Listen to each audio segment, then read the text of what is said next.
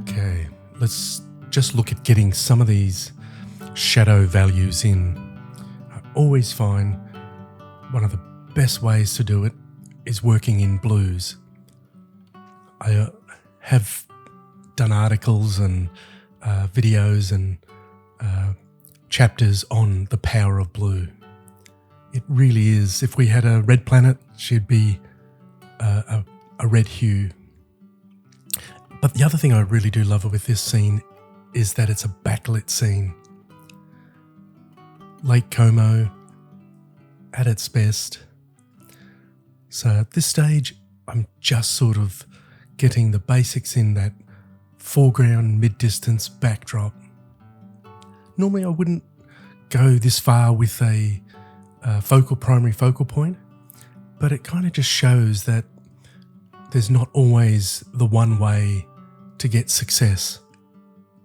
So that's where I'll, in different subjects, different days even, could even sometimes be a similar type scene, and I'll use a different approach, partly just for the endeavour to search for different ways to get success and to get something to work and to push my technique. Because ultimately, that's what it's mostly about, is sound technique, as good delivery as possible of that technique. And actually having the benefit of seeing the ending, there's that one little shape that I may rework now that it's been a little bit of a break between painting. There was that little shape that I just put in right at the top. Even though I do cut it down a little bit more later, that's one shape that I think just needs to be just toned down a little. It's an amazing ballet, actually. The composition, the whole painting process.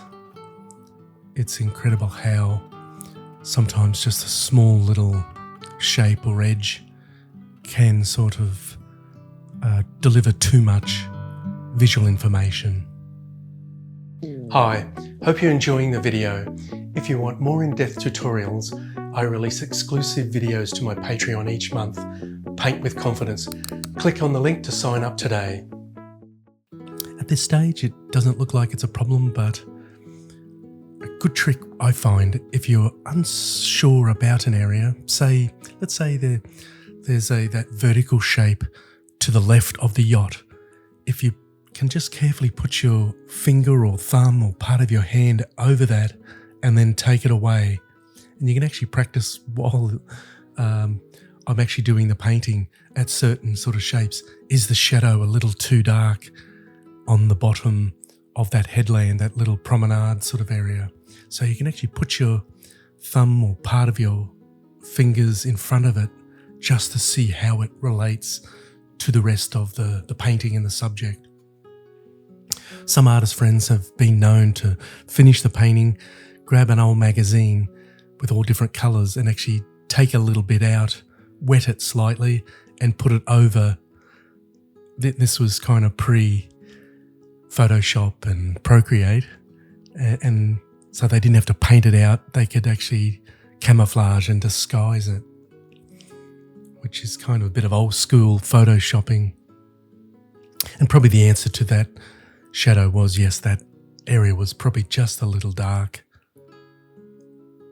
But it's going to provide a nice little backdrop and also a nice little counterbalance to the yacht.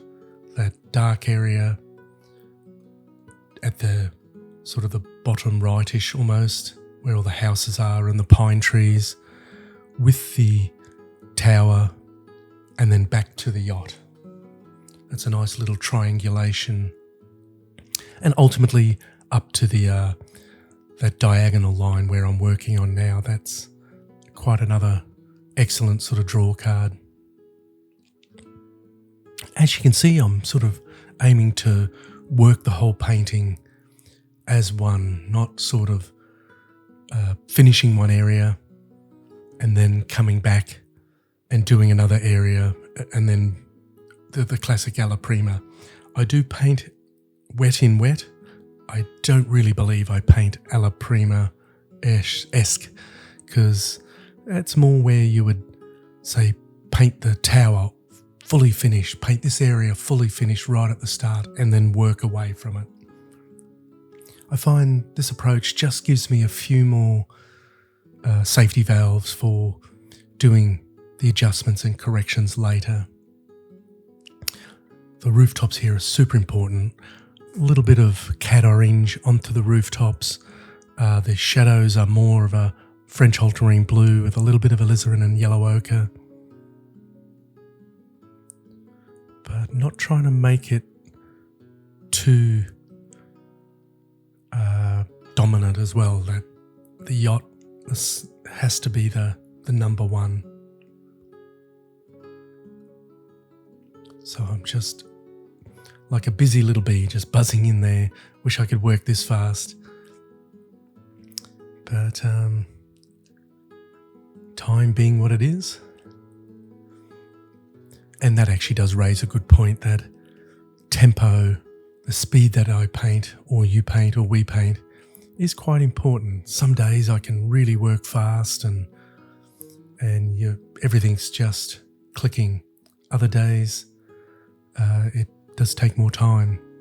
But I think one of the big learning curves that I have made is in the last 10 to probably 15 years is that I never really used to use as many small brushes, the little sort of size 3s or size 2, the ivory flat, I think it's a number 2, or the Master's Choice number 3.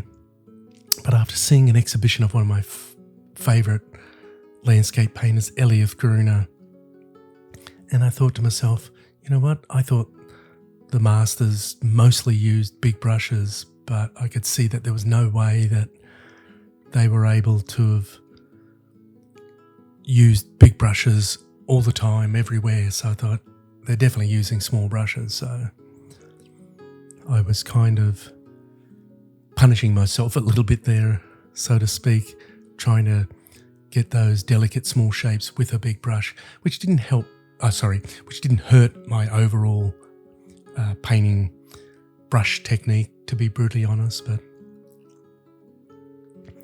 that's why it's all part of the struggle.